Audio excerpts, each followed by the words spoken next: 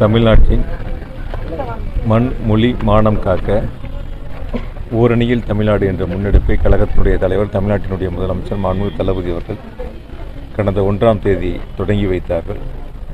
அதன் தொடர்ச்சியாக நேற்று அனைத்து மாவட்ட கழகங்களின் சார்பிலும் மிக எழுச்சியோடு பொதுக்கூட்டம் சிறப்பாக நடைபெற்று முடிந்தது.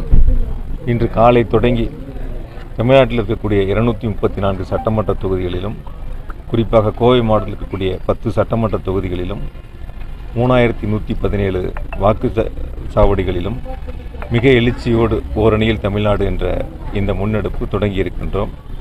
குறிப்பாக ஒன்றிய அரசு தமிழ்நாட்டுக்கு செய்து வருகின்ற துரோகங்களை மக்களிடத்தில் எடுத்து சொல்லி 4 ஆண்டுகளில் தமிழ்நாட்டினுடைய முதலமைச்சர் மாண்புமிகு தளபதியுடைய பொற்கால ஆட்சியில் கோவை மாவட்ட மக்களுக்கும் தமிழ்நாட்டு மக்களுக்கும் வழங்கியிருக்கக்கூடிய சாதனை திட்டங்களை துண்டு பிரசுரங்களாக மக்களிடத்திலே கொடுத்தும் ஒவ்வொரு வீடு வாரியாக சென்று மக்களை சந்தித்து அரசினுடைய திட்டங்களை சொல்லி, முதலமைச்சருடைய சாதனை திட்டங்களை சொல்லி ஓரணியில் தமிழ்நாடு என்ற முன்னெடுப்பில் அவர்களை இணைவதற்கான முயற்சிகளை மிக சிறப்பாக செய்து வருகின்றோம். உறுப்பினர் சேர்க்கை அதனைத் தொடர்ந்து மிக எழுச்சியோடு நடைபெற்று கொண்டிருக்கின்றன. எனவே ஒட்டுமொத்தமாக கோவை மாவட்டத்தில் இருக்கக்கூடிய வாக்காளர்களில் 30 விழுக்காட்டுக்கும் மேல் உறுப்பினராக சேர்க்கக்கூடிய பணிகளை தொடங்கி இருக்கின்றோம். நிச்சயமாக இந்த பயணம் வெற்றி பயணமாக அமையும்.